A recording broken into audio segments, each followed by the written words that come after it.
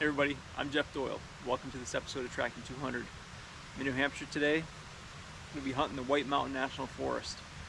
Watched the radar quite a bit yesterday and I saw some flurries pass through here. Turns out I was pretty undecided this morning on where I would go and ended up coming up here on a gamble that there'd be snow, and sure enough there's about 1 inch of snow. So it's going to be just about perfect for tracking today. It's fresh stuff and just looking to get in the woods. Roll.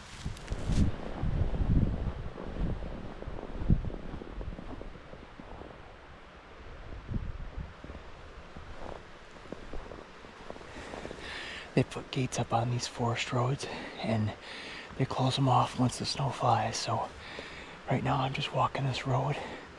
I might go for 1 or 2 miles. There's a spot not too far up here where a couple years in a row a buck crossed, and I tracked that buck 2 different times, 2 different years. So I haven't hunted up here in a few years now, but it'll be interesting to see if a buck crosses in that same spot. This just looks like a doe track here. Yeah, just 3 fingers. Alright, the trace amount of snow here made this a little challenging, but I should have picked up on the fact that the rear track doesn't overlap the front track, and I missed this.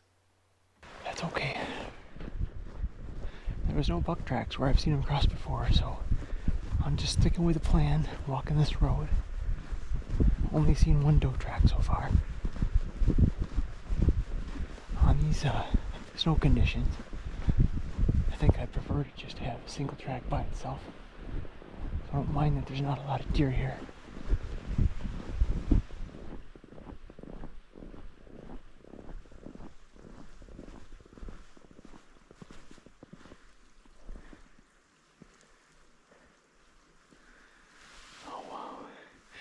There's a buck track, finally. I've gone 2.25 miles. There's the first buck track. He looks big too.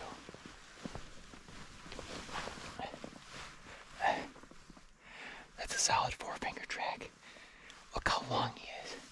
He's not even stepping in his own tracks. See that right there? See how he's not overlapping completely?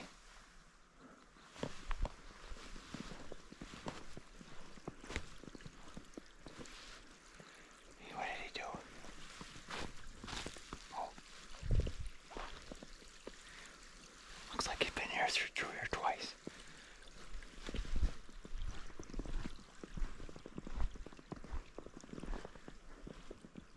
That track's a little older. Okay, I'm gonna go up the road another like 100 yards. I'm gonna come back and get on this buck track. Oh my god, this one's big too.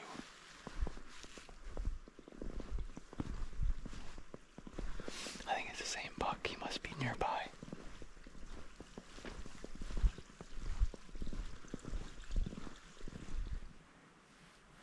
Alright, so I just picked up a big buck track, and it looks like he's come through this area 2 times during this snowfall. One during it and one after. He's big. It could be 2 bucks, but one of these is smoking fresh, so I'm gonna go really slow for like the first hour on this buck because it doesn't look like he's in a hurry. I'm gonna be quiet too.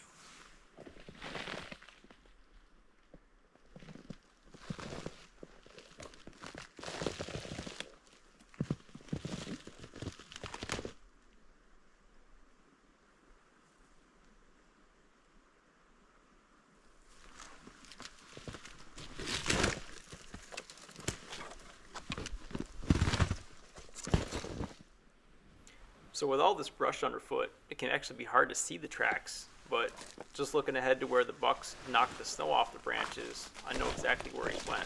Makes it easy for tracking.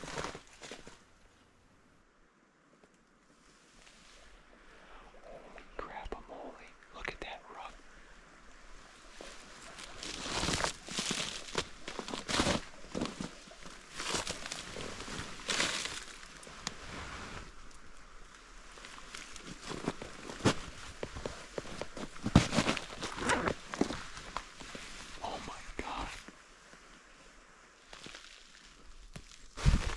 So at this point, it was kind of hard to tell which track was fresher than the other, but one was noticeably bigger, so I took the bigger buck track.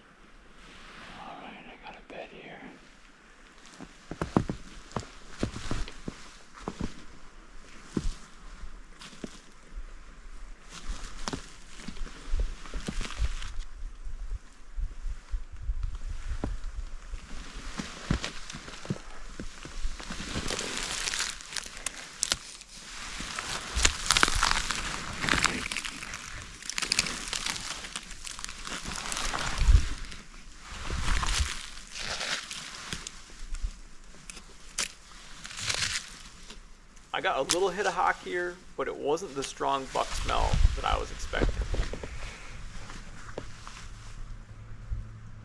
Alright, I just made up a bunch of time.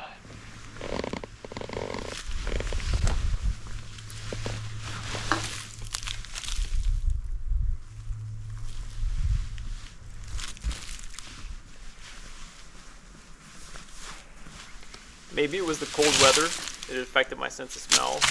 Maybe the fact that there wasn't a lot of snow, this buck just didn't leave a hock scent in his bed as much. Regardless, what it did is kind of undermine my confidence, and I began to question, is this a big buck?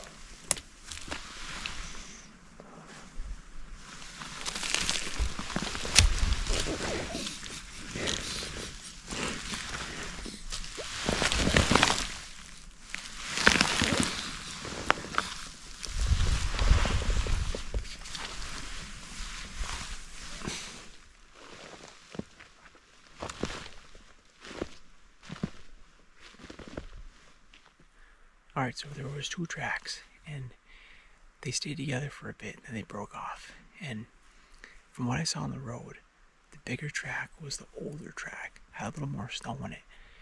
This snow is really thin though, and it's hard for me to differentiate which one was older once you got into the woods and they're going over things, because they both looked pretty fresh at that point.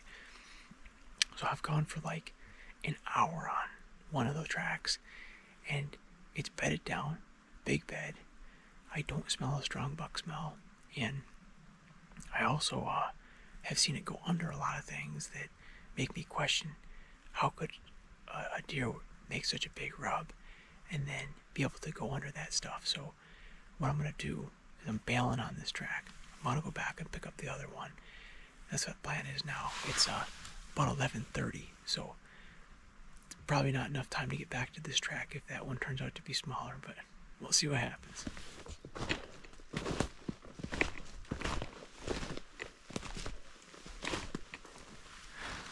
So whenever I leave a track like I did where I had these two tracks separated, I like to mark it right on the onyx, and then I'll hit the little button here that gives you direction, and I know which way to walk.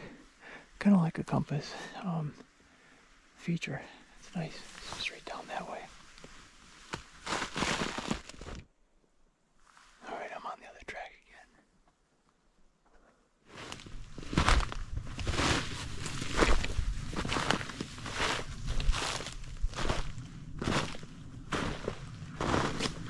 Alright. I made the right call. Get that running. Can't see, it's so sunny. Yeah. There's buck up there.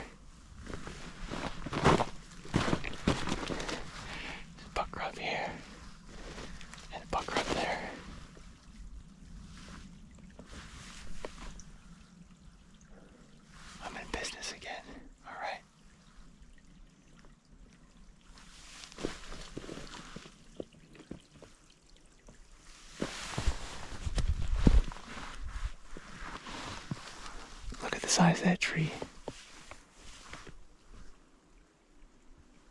No, he didn't hit it. He walked right by it, but that is a big signpost tree. So mistake number 2 isn't a terrible mistake, but I've jumped off of that other buck track and I've gone onto this one. Now I've got confirmation that this buck's hitting signpost rubs, he's making scrapes, but he's out cruising.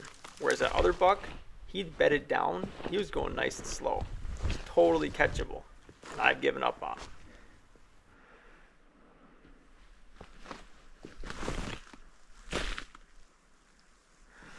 Oh boy, it's time to upgrade.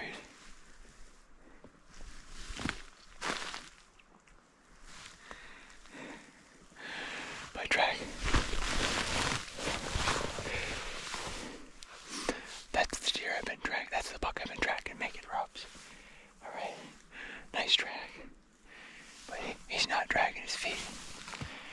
This is a big track. And he's dragging his feet. He's going this way. So I'm going to mark this on X in case I need to come back to it. But I'm going to jump off this track because that other one looks much bigger. Okay, so mistake number 3 is not going on that track and sorting things out. I usually do this. I usually like to go and sort out a track before jumping on another one. But in my haste, I decided to jump right on this other track and go. I'm definitely having my doubts about leaving that buck track that was making the rubs for this other one, but that buck track, the size of it was pretty small, and the stride was pretty small too, so I know he had headgear, but I'm going to say there's a chance he wasn't a 200-pounder. This is a much bigger track. I don't know what it's doing yet. It's fed just once, and it's got in here with that bull moose. So I'm going to stay on it for a bit, and hopefully it reveals itself as a big buck. Alright, have a look at this scrape. This buck did not open up the scrape. What he did is he took a little piss here. This gives you a sense of how big his track is. My whole hand fits in there. Both sides. Okay.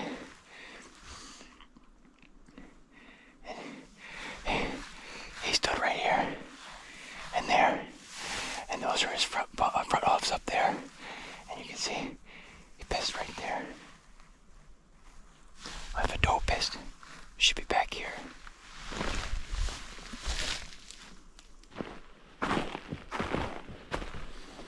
Okay, so he made a little scrape here. He's just checking a scrape line right now. He's cruising, so am I.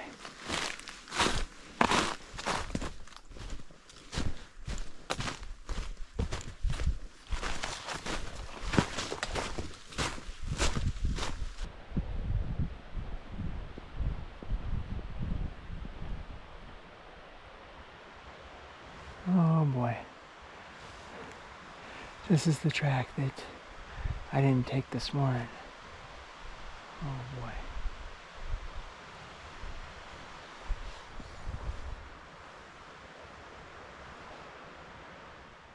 Now I gotta figure out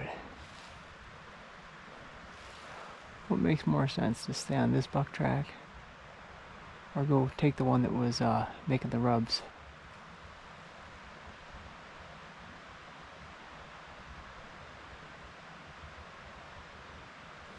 They were on top of one another, so I don't know if they're actually the same buck.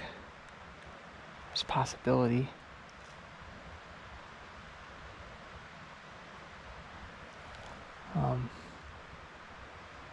This one seemed fresher, seemed bigger. I don't know what I'm going to do just yet.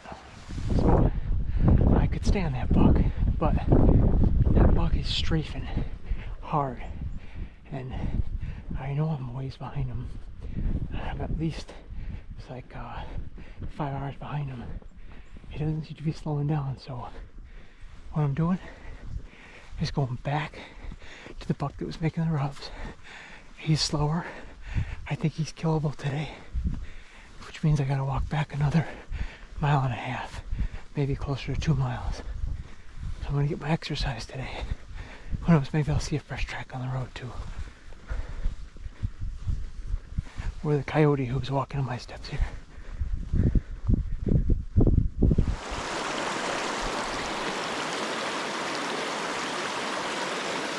We get across this stream here.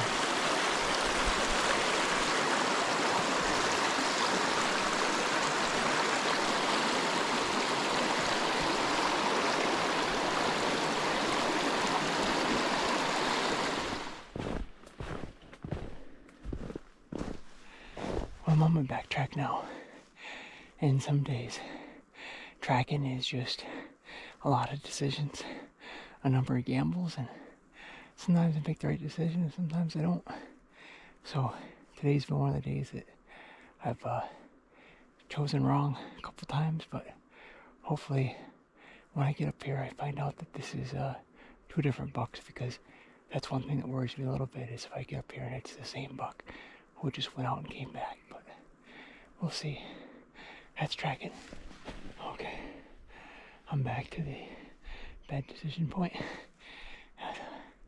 It's about 2 o'clock, 2:05, so I got about 2.5 hours tracking. Time to get rolling.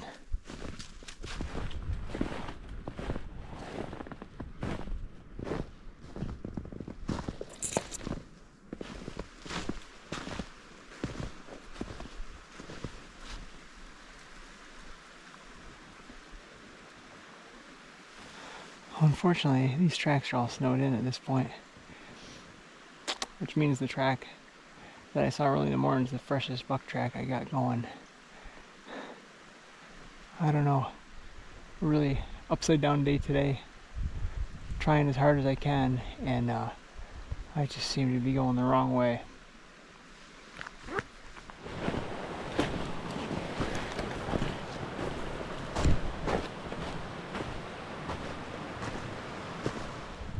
Alright, headed back towards the truck. Get back on that track I saw about 8 o'clock this morning. Would have been a nice one to pick up at that point. Okay, it's 3:08.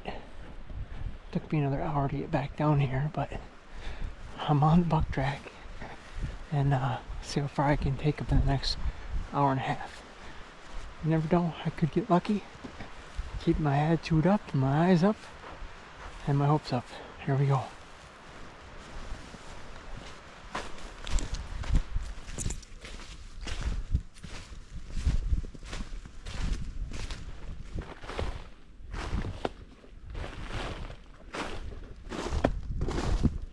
This buck's making a big loop. I picked his track up on that ridge over there and took me all the way down here, down across the road. Now back up this one, and we're going back this way.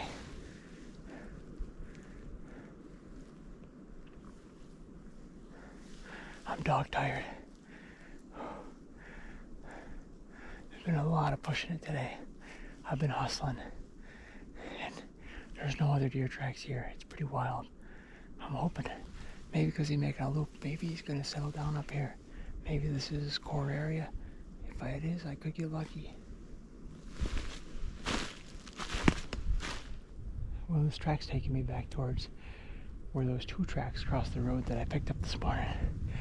And it's got me wondering now, is the first track that I left the freshest buck track? The freshest version of it? I don't know. I might have had it right at the beginning of the day. I'm gonna push it, see if I can find out.